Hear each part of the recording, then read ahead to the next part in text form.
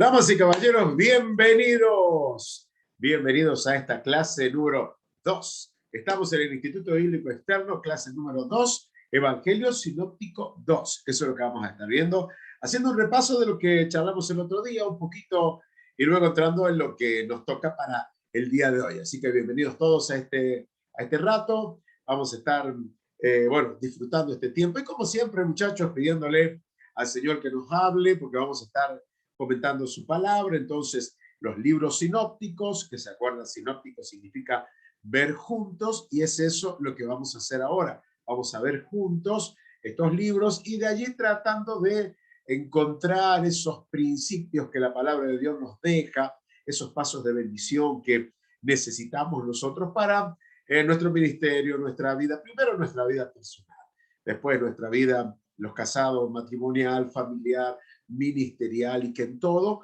podamos ser bendecidos.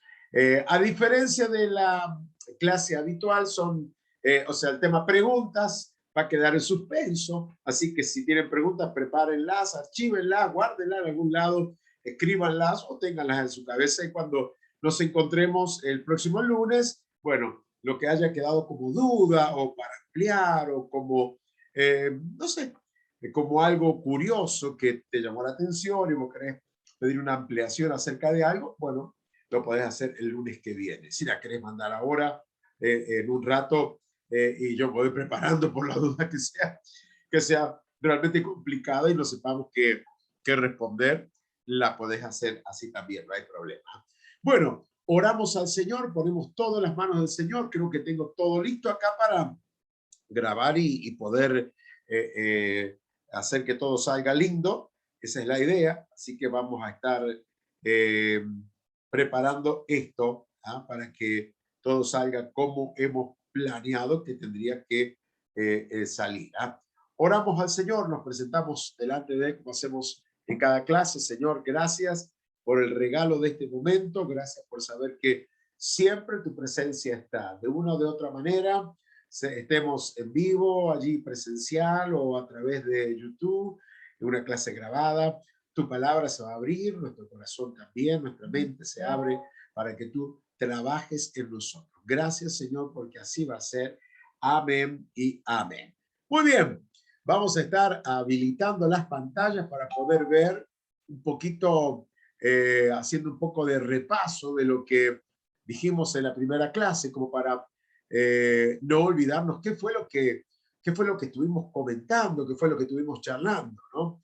Entonces, vamos con el PowerPoint como para recordar un poco de qué hablábamos en la clase pasada, un poco también para los que no estuvieron, cosa de que ellos también estén un poquito más, tengan un poquito más fresco de qué hablamos, ¿no? Jesús en Judea y Perea fue lo que hablamos al principio, la visión de los 70, ¿se acuerdan? Y el amor verdadero, de eso hablamos. Entonces aquí tenemos al Señor y la misión de los 70, y vimos también, no tenemos el nombre de ellos, eso es lo que decíamos, no tenemos el nombre de estos 70, tenemos los 12 discípulos y los 70 que el Señor elige para llevar la palabra de Él, ¿no? Entonces habían algunas características que no las vamos a mirar, ya las vimos el otro día, sino que esto es un simple repaso. Habían algunas diferencias entre la misión de los 70 y la misión de los 12. Algunos puntos distintos tenían, ¿no? Habla de algunas ciudades donde no tenemos mayor información al respecto. Habla de Betsaida y de Corazín, donde nosotros no tenemos muchos datos acerca de esto, pero sí de la misión de estos 70, que volvieron con gozo porque Dios los había usado de una manera especial. Luego de esto, en Lucas 10, 25 al 37, la historia del buen samaritano, porque alguien le preguntó a Jesús, un maestro de la ley, haciendo qué cosa heredaría la vida eterna, y el Señor recalca el amor al prójimo, cosa que estos no tenían. Entonces relató esta historia, la del buen samaritano, del hombre que fue golpeado por ladrones, y que un samaritano, que era el personaje que los judíos odiaban con todo su corazón, fue el que usó, dice la Biblia, de misericordia. Estoy mirando un poquito la hojita que nosotros miramos, ¿no? que leíamos el otro día. Luego del buen samaritano nos vamos a encontrar con La visita del Señor Jesús a casa de Marta y María y Lázaro era una visita frecuente que él tenía allí en Betsaida, creo que era el lugar donde habitualmente el Señor iba, y la pasaba bien, eran sus amigos, y lo que encontramos como enseñanza en esta parte es la Marta afanada y turbada, María, la que presta atención a las enseñanzas del Señor. Entonces había una que había fijado su atención en las cosas pasajeras, otra había fijado su atención en las cosas eternas. Entonces, era necesario lo que Marta hacía, sí, pero no era la prioridad. Entonces nos enseña esta historia a poner las cosas en su respectiva dimensión. ¿Ah? Servir al Señor es importante, pero nuestra vida, nuestra atención a su palabra, a su presencia, a su voz, era realmente lo más valioso. También luego los discípulos le dijeron al Señor, Señor, enséñanos a orar. ¿Se acuerdan? Ya habían caminado un trecho los discípulos con el Señor Jesús y tanto lo veían al Señor orar a las mañanas antes de que el sol apareciera, él ya estaba orando, largos tiempos de oración el Señor. Entonces ellos querían aprender a orar. Y el Señor les narra algunas historias como para reforzar esto que ellos querían. O sea, en definitiva, el Señor les habla acerca de la insistencia de la oración. Y luego tenemos la, la acusación de blasfemias en Lucas capítulo 11. O sea, voy rapidito acá porque como esto ya lo vimos el otro día, como para que los que no estuvieron entren un poquito en tema.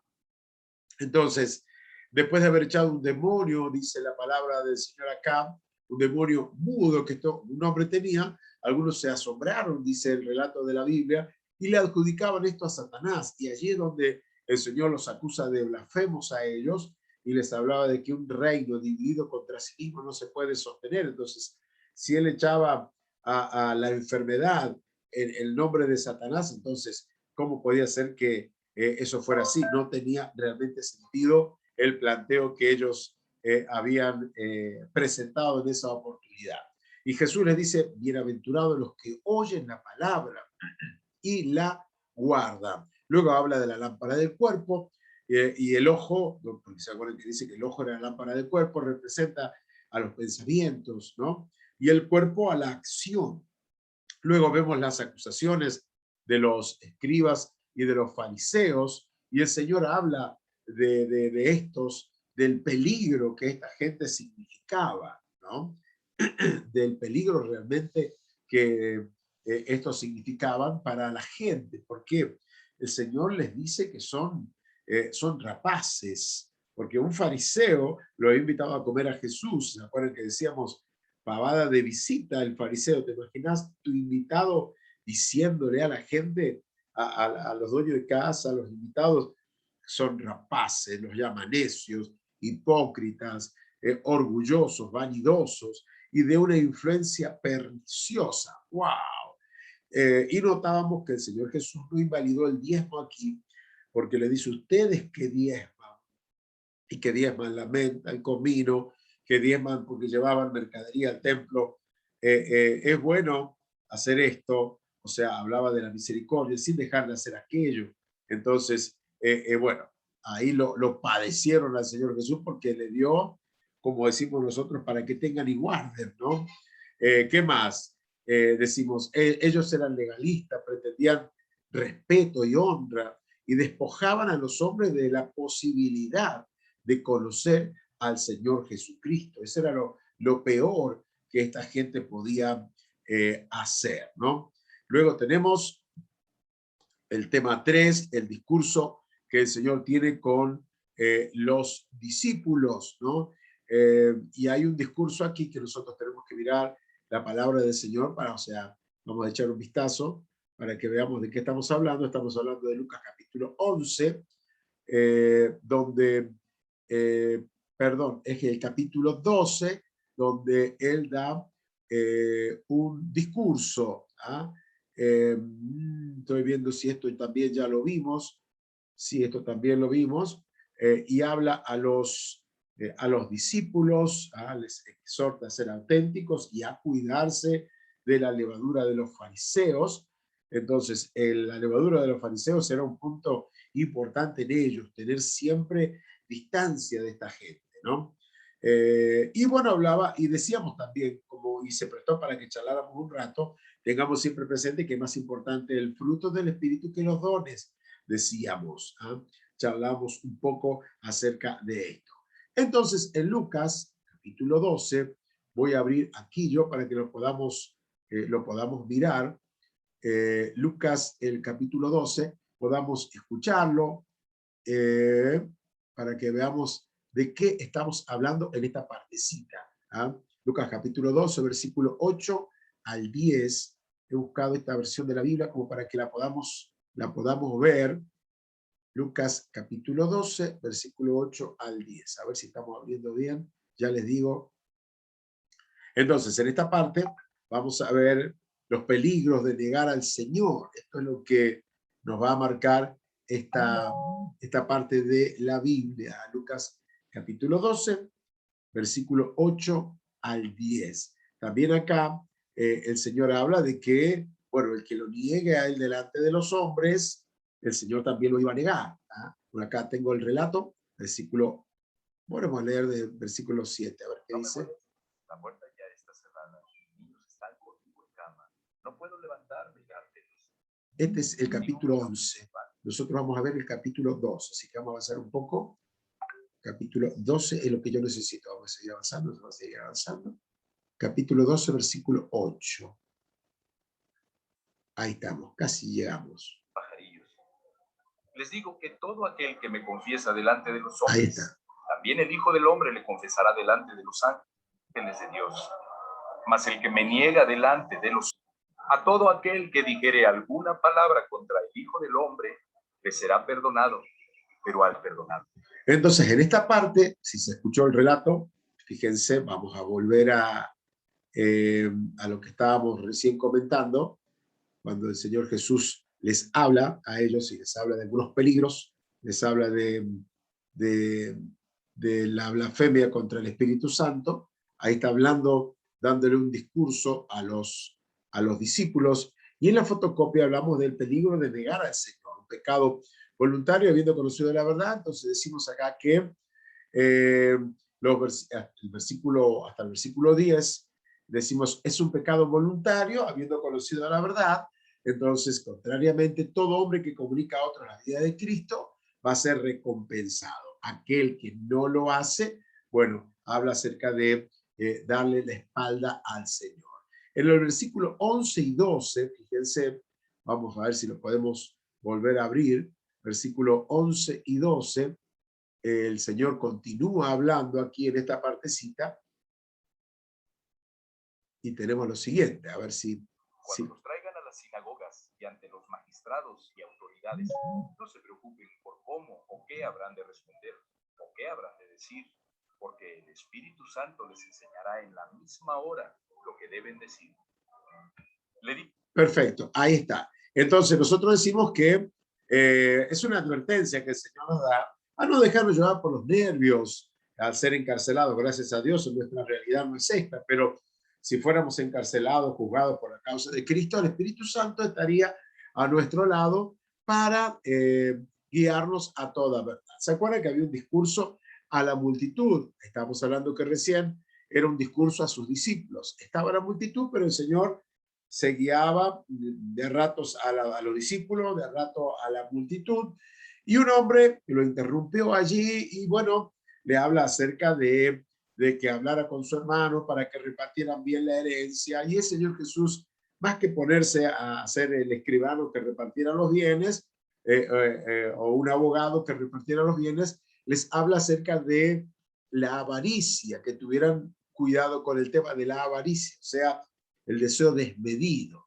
Luego da un segundo discurso a sus discípulos y trata acerca de poner su confianza en Dios, de velar, de esperar al Señor, pero trabajar para el Señor. Y luego Pedro, también esto seguimos rapidito porque ya lo vimos, interrumpe la charla y le pide una aclaración al Señor. Y allí es cuando el Señor le habla del mayordomo infiel. De eso es la parábola que el Señor le cuenta. El que recibe mayor conocimiento y responsabilidad, como conclusión, se le demandará más. Luego había un discurso a la multitud. El Señor exhorta vehementemente a la gente al arrepentimiento y a tener un encuentro con Dios. La gente quedó absorta, con la boca abierta, y ellos no se daban cuenta de las señales de los tiempos y de que el juicio de Dios estaba a las puertas. Vendría el juicio de Dios a la nación de Israel más adelante, ¿no? El arrepentimiento sincero y la sanidad en el día sábado. Ahí estamos ya avanzando a Lucas, el próximo capítulo, el capítulo 13. Estamos avanzando un poco allí en Lucas, el capítulo 13. Ya lo vimos a esto, por eso seguimos avanzando. Leyes sobre el arrepentimiento, hay ejemplos, y el Señor habla acerca de unos galileos, hombres que habían muerto.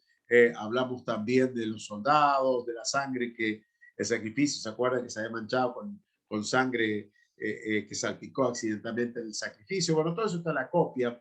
Se describe también la caída de la torre de Siloé, donde mueren 18 personas, que no tenemos idea de qué estaba hablando el Señor en esta parte, porque no hay otro relato en la Biblia que podamos usar para cotejar esto que el Señor estaba comentando en esta sección, ¿no? ¿Qué más estamos nombrando acá, en esta partecita? El tercer ejemplo a tratar es el de la higuera estéril. ¿Se acuerdan del ejemplo de la higuera estéril? El Señor habló acerca del tema de la higuera estéril. ¿Y qué fue lo que sucedió en este relato? En este relato hablábamos que la higuera era el pueblo de Israel, el labor era el trabajo que el Señor hacía para que ellos se arrepintieran. El pecado de la higuera, ¿en qué consistía? Porque el Señor va pasando y muestra una higuera, y bueno, cuenta acerca de esto. El Señor invierte en su nación, y la nación no responde, la gente no responde.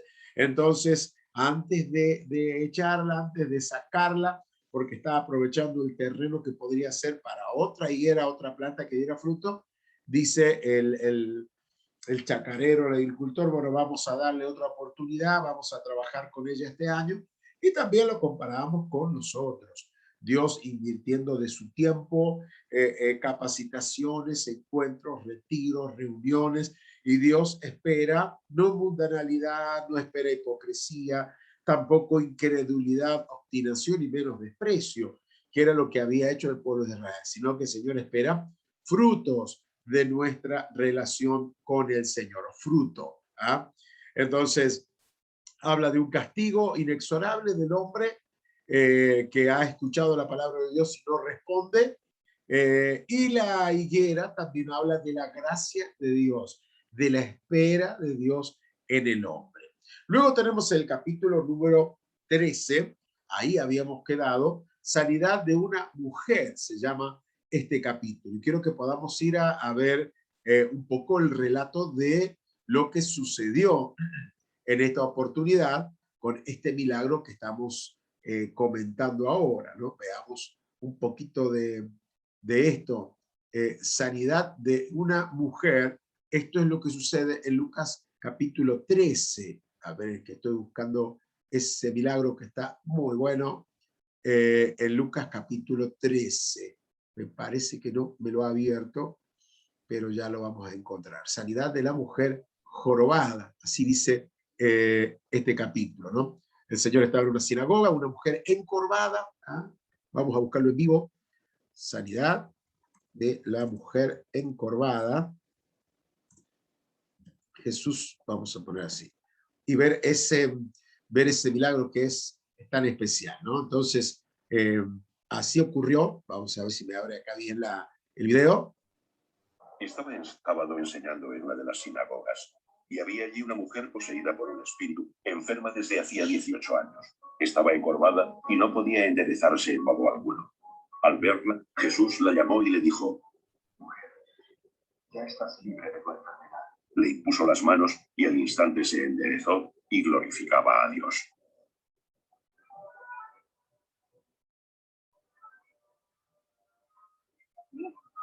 Ha sido sanada.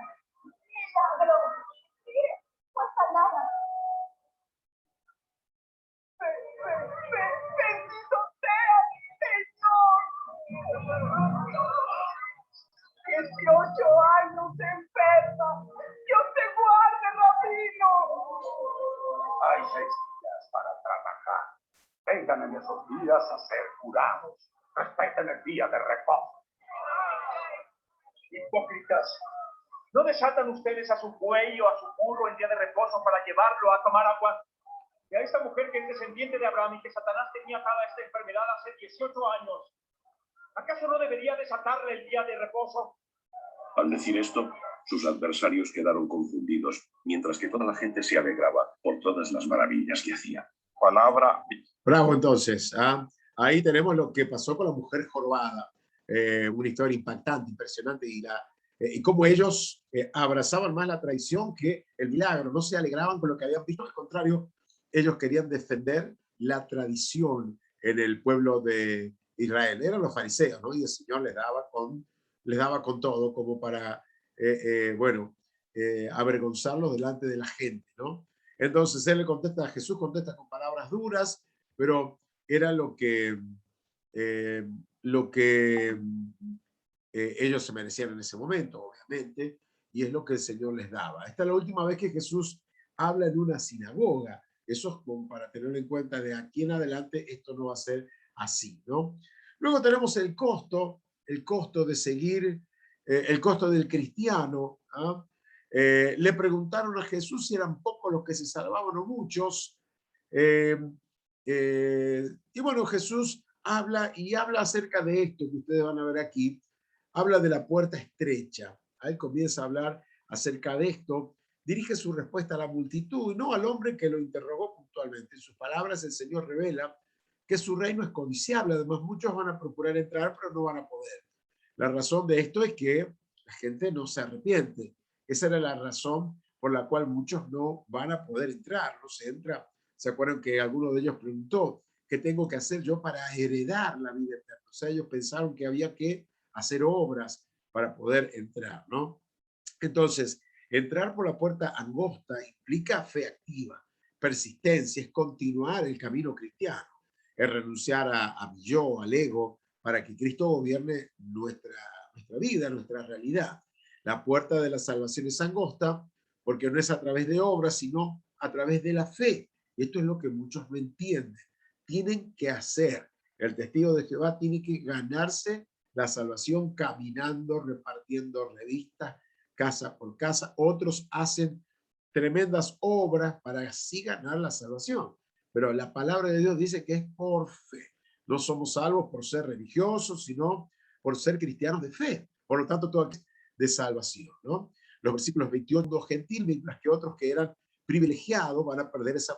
Luego en el capítulo 13 habla de Jerusalén. Jerusalén, la amada ciudad. Vamos a echar un vistazo a Lucas capítulo 13 para que tengamos idea de qué estamos hablando, ¿no? Lucas, el capítulo número 13, versículo 31. Este es Lucas 12. Vamos a abrir el Lucas capítulo 13. Acá lo tengo. Vamos a abrir Lucas capítulo 13, versículo 31 al 51, para ver de qué estamos hablando en esta parte.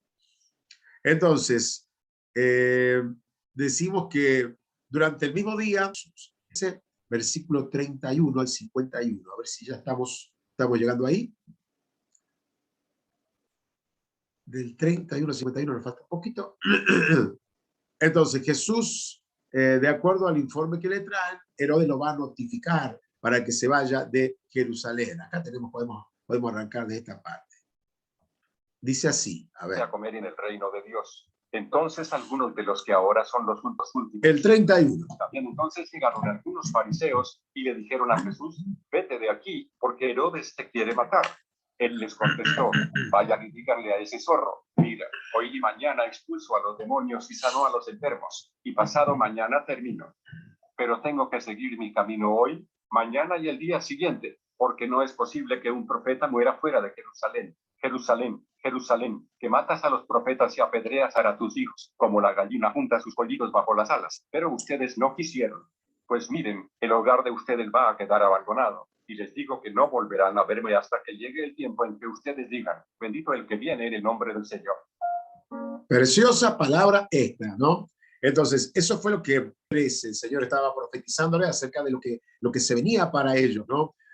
¿Y qué decimos en esta parte? Estamos hablando de Jerusalén, la ciudad amada. Eso fue lo que recién estábamos diciendo, ¿no?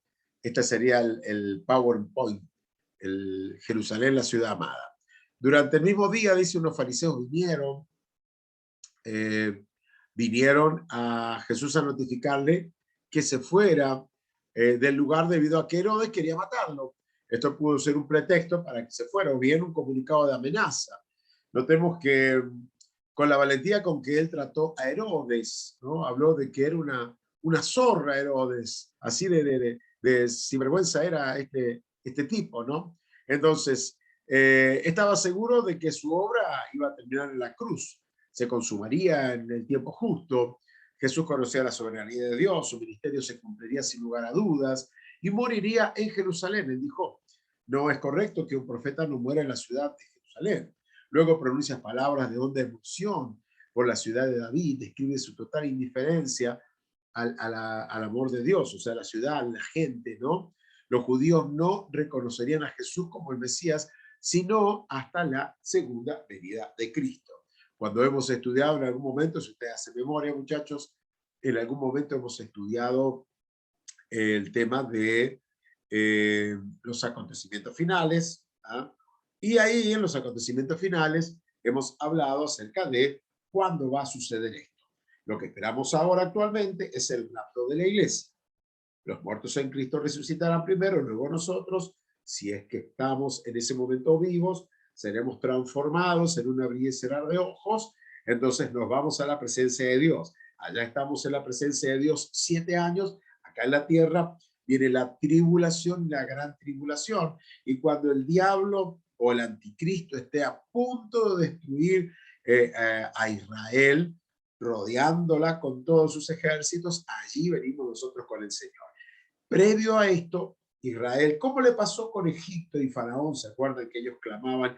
¿Cómo le pasó en el tiempo de los jueces? Cada vez que el juez que gobernaba el pueblo de Israel moría, el pueblo volvía a hacer lo malo. ¿Cómo le pasó cuando murió Josué? ¿No? Viene un juez detrás de otro, que eran como pequeños reyes, como pequeños jeques gobernando determinadas regiones. Entonces, ¿qué es lo que pasaba? Ahora también va a pasar lo mismo. Allí van a reconocer que Jesús, aquel Jesús que han negado hasta el día de hoy, ese Jesús era el Mesías. Entonces, cuando esto suceda, cuando el pueblo de Israel reconozca a Jesús como Mesías, es allí entonces cuando, bueno, nosotros venimos con el Señor, lo que se llama la segunda venida de Cristo. Muchos judíos van a morir, pero Israel no sería destruida. Entonces, ¿por qué? Porque ellos van a reconocer a Jesús como el Mesías, ¿no?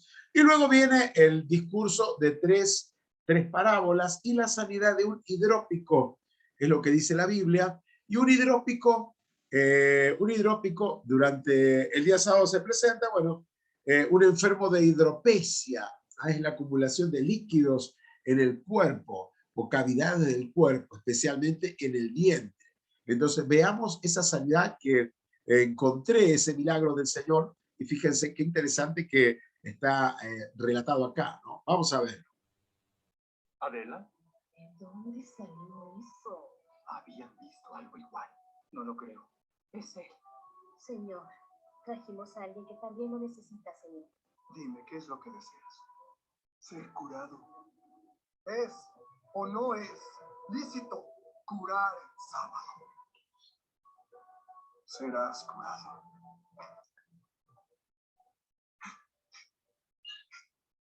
Ya no soy un monstruo.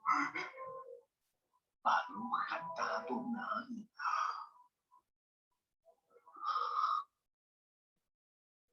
Bueno, o sea, hay otra versión de esto que me gusta más. A ver, relata un poquito más, a ver si lo tengo acá, se los muestro. Bueno, si no, lo buscamos. Hay un relato más lindo de esto. A ver, voy a poner acá, sanado de hidropesia, acá en YouTube. Veamos un poquito esto, a ver si encontramos, porque te permite ver un poquito más la realidad, ¿no? Jesús sana hidropesia. A ver si encontramos acá la historia. A ver si esta era, me parece que relata un poquito más en detalle lo que esta es la historia. Impresionante.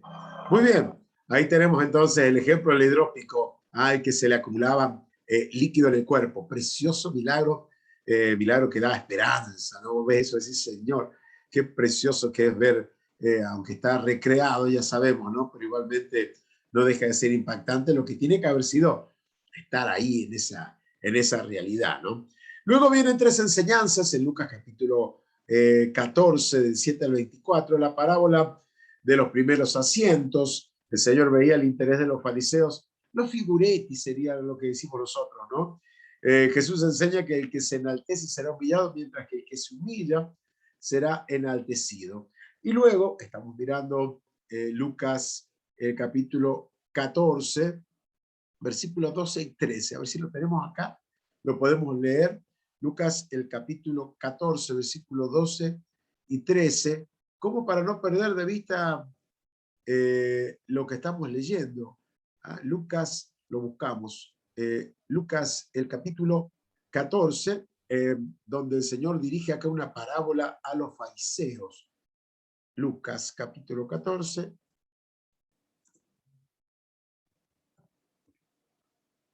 A ver si está, acá está. Lucas, capítulo 14, versículo 12 al 14. ¿Qué es lo que dice la Biblia acá, en esta partecita? Capítulo 14. Agarré una versión vieja. Aconteció un día de reposo que habían... Esperen que no era esa la versión que yo quería.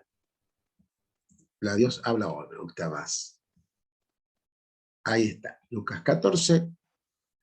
Entonces, versículos 12 al 14, vemos lo que sucede ahí. A ver, más o menos por acá. Para que cuando venga el que te invitó, te diga, amigo, pásate a un lugar de más de los que están sentados y mismo se engrandece, será humillado. Ahora sí, ahí. El que se humilla, será engrandecido. El 12. Dijo también al hombre que lo había invitado. Cuando des una comida o una cena, no invites a tus amigos, ni a tus hermanos, ni a tus parientes, ni a tus vecinos ricos, porque ellos, a su vez, te invitarán y así quedarás ya recompensado. Al contrario, cuando tú des un banquete, invita a los pobres, los inválidos, los cojos y los ciegos, y serás feliz, pues ellos no te pueden pagar, pero tú tendrás tu recompensa el día en que los justos resuciten. Ahí está. Entonces, esta parábola está dirigida al fariseo, dueño de la casa.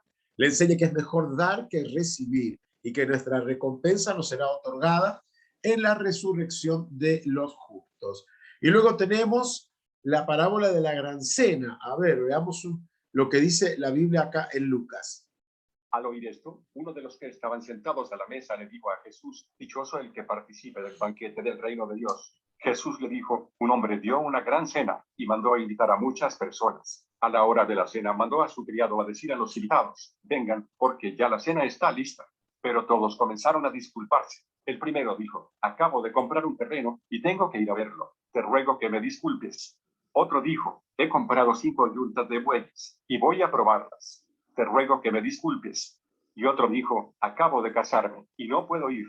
El criado regresó y se lo contó todo a su amo. Entonces el amo se enojó y le dijo al criado, ve pronto por las calles y los callejones de la ciudad y trae acá a los pobres, los inválidos, los ciegos y los cojos. Más tarde, el criado dijo, Señor, ya hice lo que usted me mandó y todavía hay lugar. Entonces el amo le dijo al criado, ve por los caminos y los cercados y obliga a otros a entrar para que se llene mi casa. Porque les digo que ninguno de aquellos primeros invitados comerá de mi cena. Mucha gente... Hasta ahí es este versículo que estamos viendo, hasta el versículo 24, la parábola de la gran cena. Entonces, a ver qué encontramos en esta parte, ¿no? En esta parábola de la gran cena que el Señor está comentando desde el versículo, dijimos, desde el versículo 15 al 24, ¿no? Entonces, enseña acá sobre la necesidad de responder al llamado de salvación de parte de Dios. De lo contrario, seremos excluidos. Cada personaje representa algo. El anfitrión a Dios, que es el que espera. Fíjense qué interesante cuando el Señor espera que la casa se llene, que toda la gente sepa O sea, no hablamos de un Dios de visión corta o de un Dios que prejuicioso, sino anda por todos lados a buscar a la gente. O sea, a diferencia de nosotros o de la iglesia, esperamos que el pecador venga. El Señor dice, vayan a buscarlos. O sea, métanse entre la gente, métanse en la sociedad, en los trabajos, en las escuelas, hablen, inviten, tráiganlos a la presencia del Señor, ¿no? El siervo representa a Cristo, los convidados al pueblo de Israel. Habla de lisiados, que serían los pecadores, los publicanos, ¿ah? Los del camino y vallado son los gentiles, ¿no? Observamos que fueron salvos únicamente aquellos que aceptaron la invitación de Dios, o sea, los pecadores de Israel, así como los gentiles.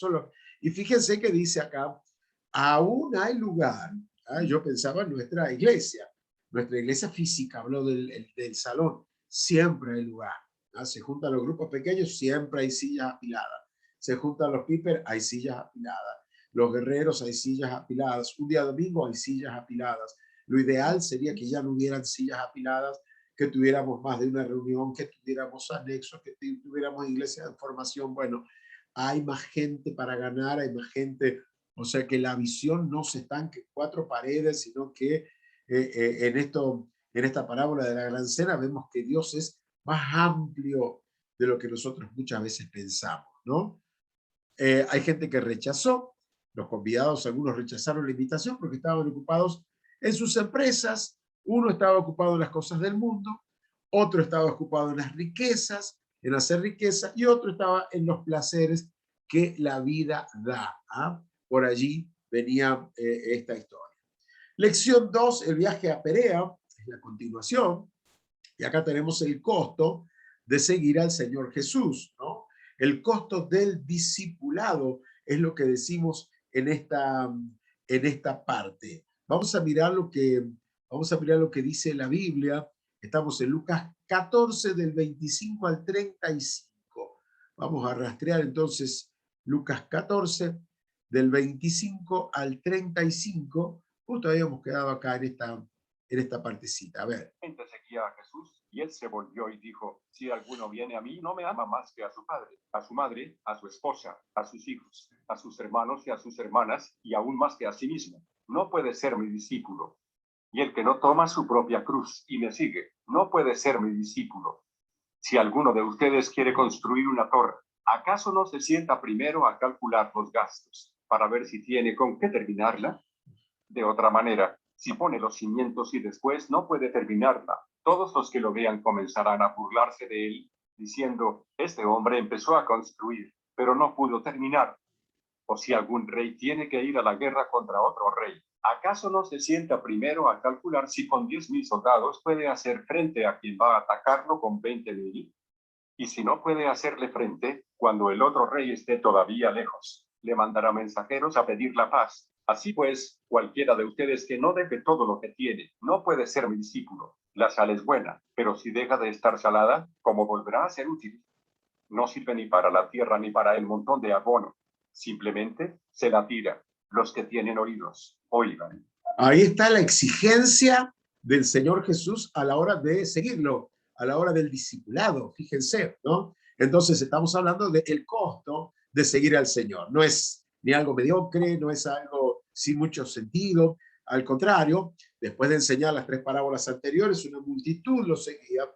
La popularidad del Señor se había acrecentado, pero esto mismo les advirtió acerca del costo de seguirlo. En principio, el discipulado debe poner en primer lugar al Señor. Lo que está sugerido con la palabra aborrecer. Aborrecer es, no es odiar, sino es amar menos. Es lo que dice nuestra copia, ¿no? El llevar la cruz es interpretado popularmente como asumir con resignación una desgracia. Sin embargo, vos has escuchado, y es mi cruz, es la cruz que tengo, es la cruz que llevo, pero no es el verdadero concepto de la Biblia. Su verdadero significado es el de tomar responsabilidades en Cristo y hacer su voluntad. Seguramente, hacer su voluntad, digo, sí, Jesús da 2 ejemplos de personas que tomaron decisiones emocionales. El dueño de la casa inconclusa, y siempre me acuerdo cuando hablamos de esto, de una casa llamada El Disparate de Stone. que abajo la casa era de material y la termina arriba con cartones, no era ni prefabricada, ni a los ponchazos terminó. Entonces le decían el disparate porque abajo era muy buena y la construcción arriba era muy mediocre, ¿no? Entonces, Jesús habla un poco de esto, ¿no? Dos ejemplos de personas que tomaron decisiones emocionales. El dueño de la casa inconclusa y el rey que fue a la guerra con pocos soldados. Ambos casos nos hablan de estudiar concienzudamente el costo de seguir a Jesús. De lo contrario, quedaremos a mitad de camino. La palabra clave en el costo de seguir a Jesús es la renuncia a todo, a ponerlo a Él en primer lugar. Si deseamos seguir a Cristo, sin el concepto total de renuncia, nuestra vida se volverá sin sabor en lo que Jesús dice.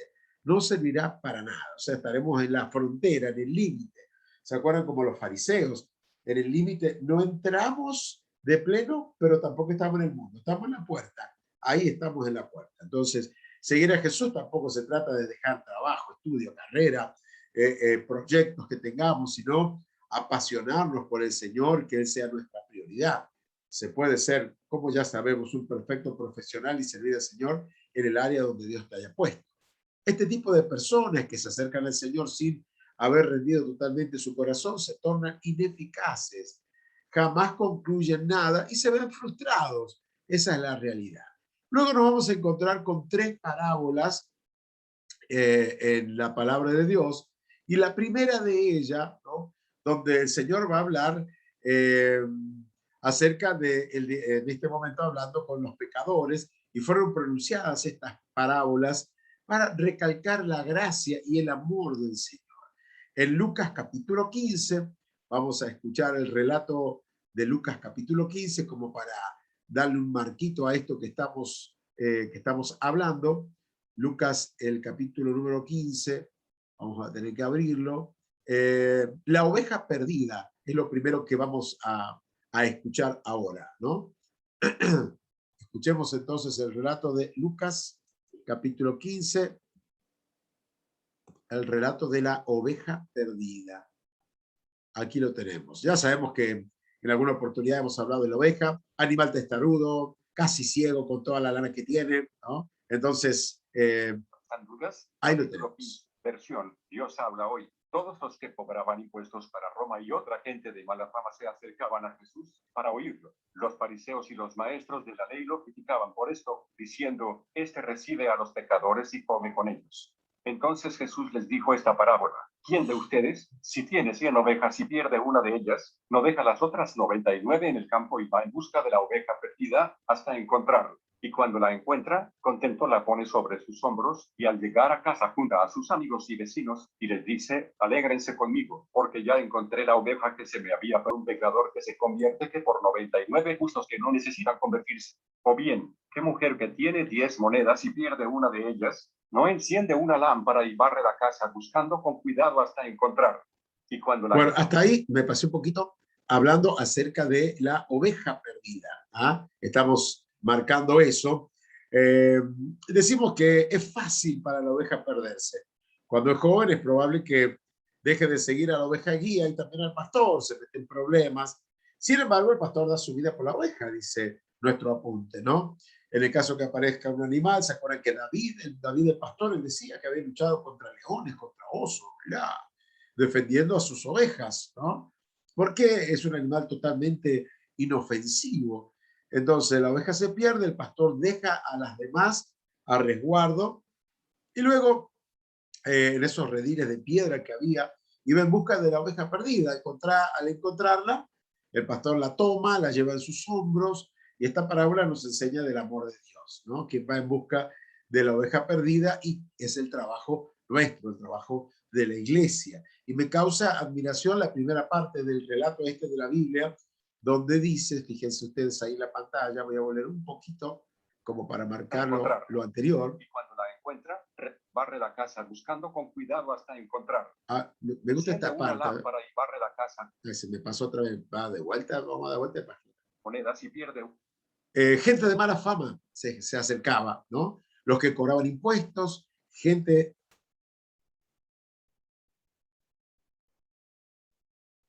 de mala fama se acercaban para oír al Señor. Déjenme que tengo que corroborar algo acá.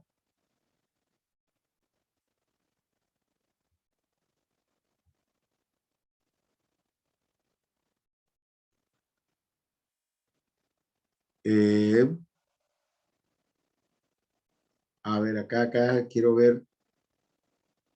No he tocado el compartir sonido, o sea que... Oh.